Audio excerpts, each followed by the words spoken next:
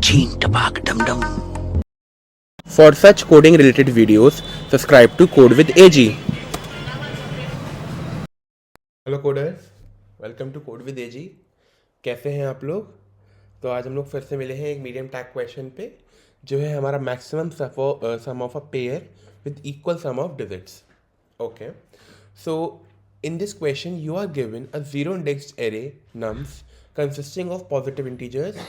You can choose two indexes I and j such that I is not equals to j. We have to choose two different indexes, and the sum of the digits of the number nums I and nums j is sum of the digits of the number nums I is equals to nums j. अच्छा, तो जो आपको दो number choose करने हैं वो ऐसे choose करने हैं कि दोनों के जो नंबर्स हैं उनका सम उनकी डिजिट्स का सम सेम हो।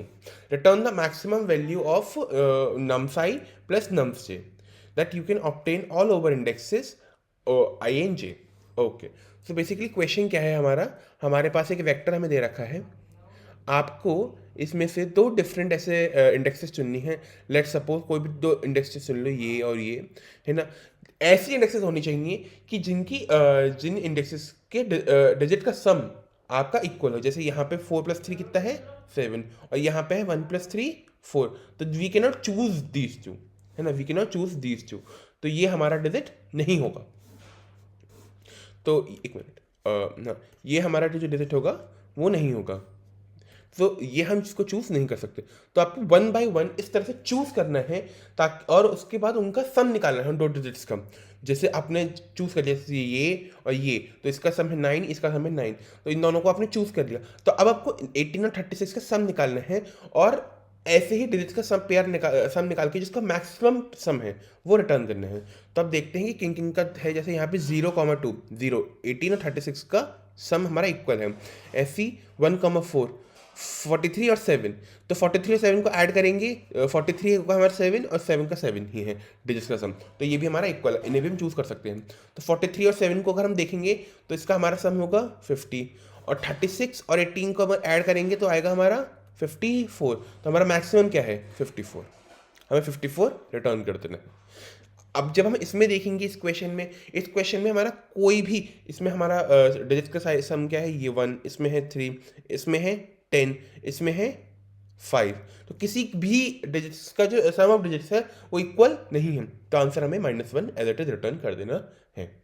ठीक है ना, बहुत इजी सा क्वेश्चन है हमारा, कोई बहुत टफ क्वेश्चन नहीं है।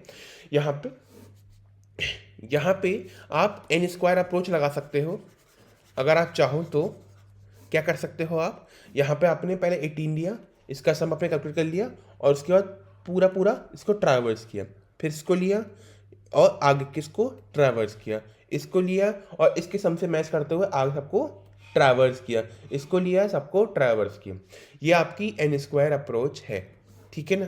लेकिन अगर आप इसे कॉन्स्ट्रेंट्स चेक करोगे तो हमारा जो कॉन्स्ट्रेंट है वो शो करता है कि ये कितने तक वैरी कर रहे हैं, ये 10⁵ तक जा रहे हैं। नंबर ऑफ जो डिजिट्स हैं इसके अंदर वो 10⁵ तक जा रहे हैं। तो अगर हम इसको यूज़ करेंगे तो हमारा जो टाइम कॉम्प्लेक्सिटी हो जाएगी वो होगी 10⁵ × 10⁵, जो 10⁻10 हो जाएगी, जो हमारे 10⁸ से बहुत बड़ी है ना। तो we can not use that method. This is a good method, this is a brute force method, but we can not use it, we can just pass some cases from this. So what can be the approach by which we can use it efficiently, let me erase all this.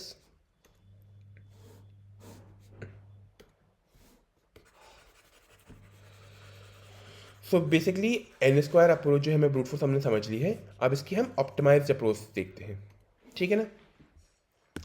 Optimised approach के लिए आपको देखना है, हम पहले इसको कहीं और कॉपी कर लें, which is 18 43 36 13 7 43 36 and 18 what about that 13 and 7 ये आपका नम्स है, ठीक है ना।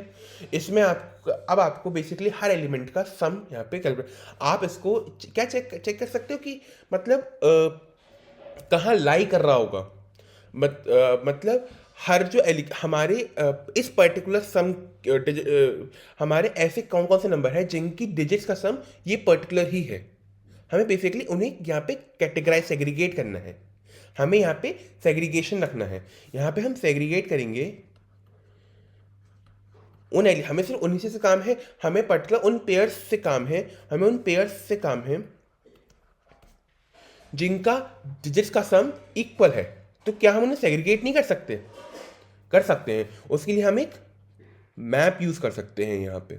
तो मैं यहाँ हम जो यहाँ पे मैप यूज़ कर सकते हैं वो हम एक इंट वेक्टर इंट का, मतलब हर पर्टिकुलर के अक्रॉस हमारा एक वेक्टर हमारा स्टोर हो जाएगा। अब यहाँ पर हम वन बाय वन सबका डिजिट्स कैलकुलेट करते हैं। तो यहाँ पे हमारा 18 का हमारा डिजिट्स का सम होता है 9। तो मैप ऑफ 9 में मैं यहाँ पे 18 पुश बैक कर देता हूँ। फिर इसका होता है 43 का 7, तो 7 के में मैं 43 पुश कर देता हूँ।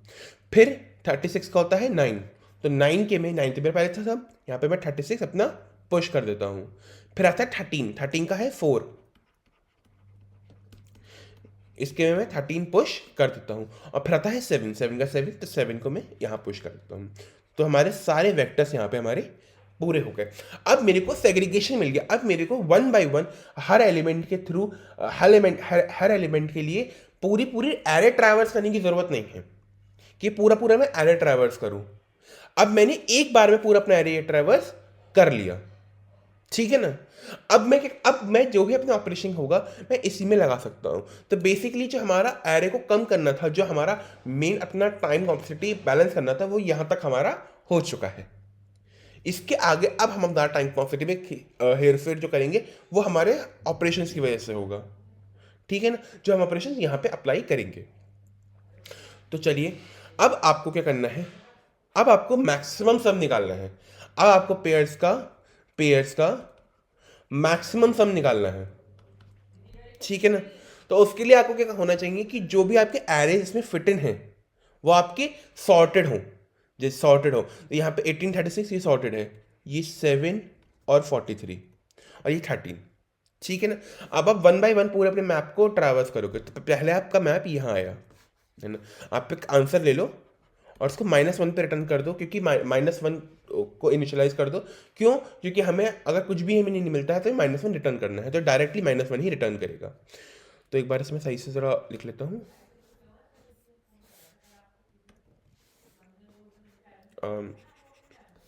1 मिनट।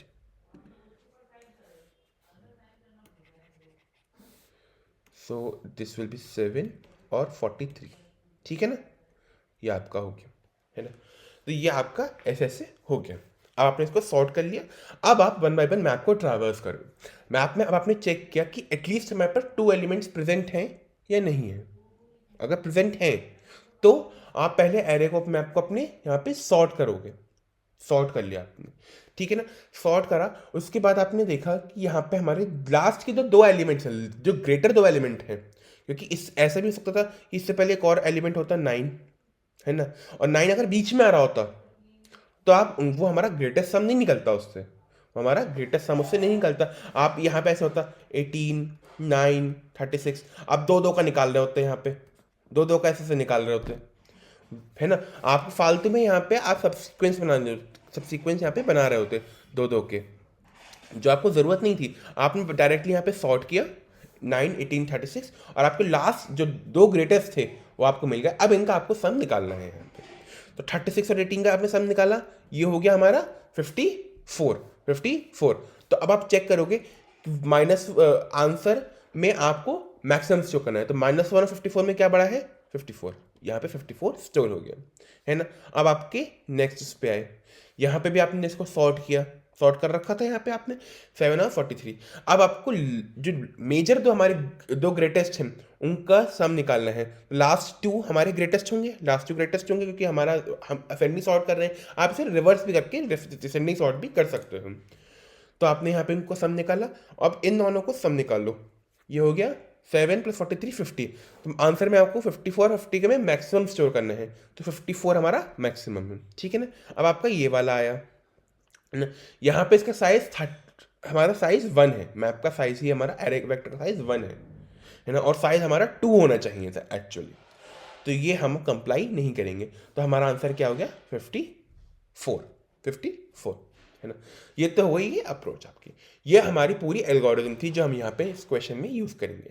हाँ, एक चेंज अब हम छोटा सा यहाँ पे करेंगे। हम मैप में यहाँ पे सॉर्ट कर रहे हैं, हम यहाँ मैप में सॉर्ट कर रहे हैं। हम ये काम करें हमारी वैल्यू सॉर्टेड ऑर्डर में आ जाए, तो हम शुरू में ही यहाँ पे सॉर्ट कर देंगे।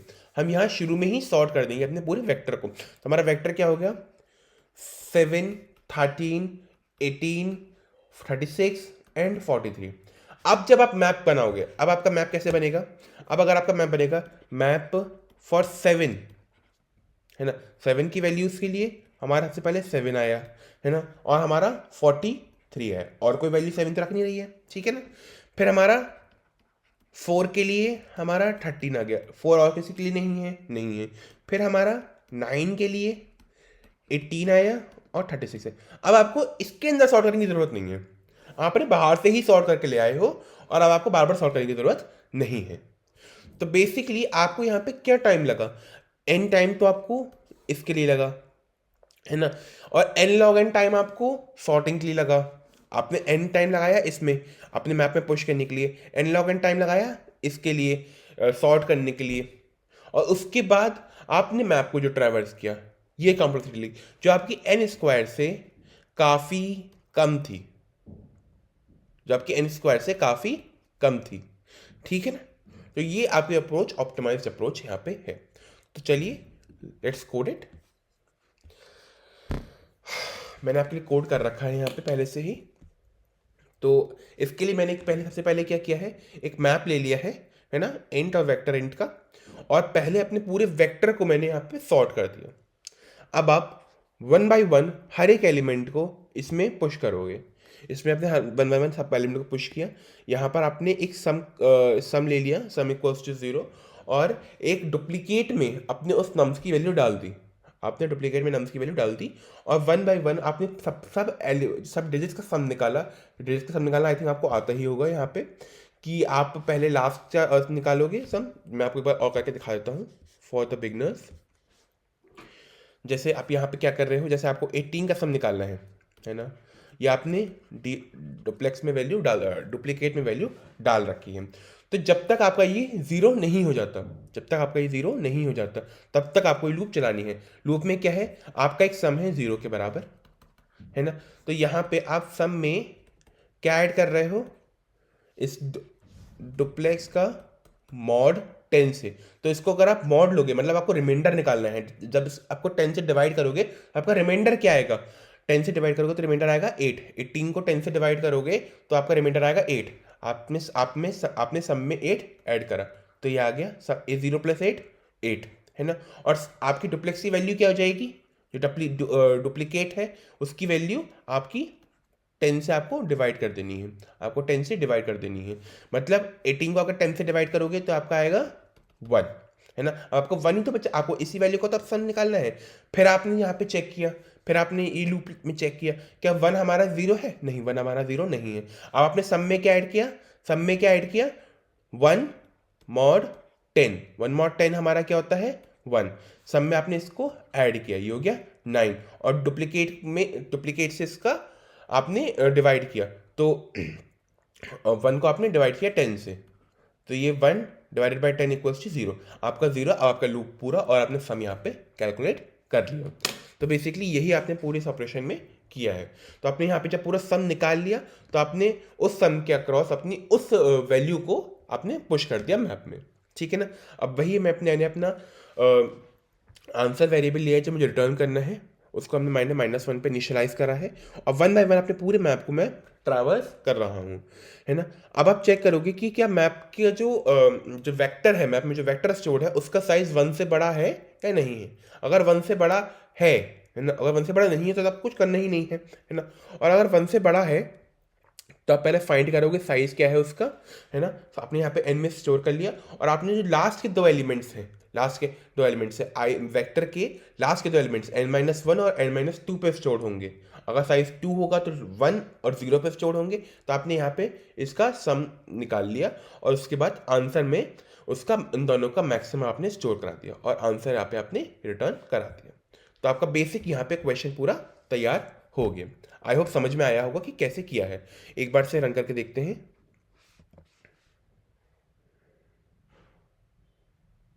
Okay, perfectly. और सबमिट करके देख लेते हैं। परफेक्ट। सो आई होप सही समझ में आया होगा। अगर क्वेश्चन अच्छा लगा हो, सॉल्यूशन समझ में आया हो, तो please give a thumbs up. Please like, subscribe and share. I will और कहीं भी कुछ भी डाउट हो तो प्लीज़ कमेंट सेक्शन में मुझे पिन डाउन करें।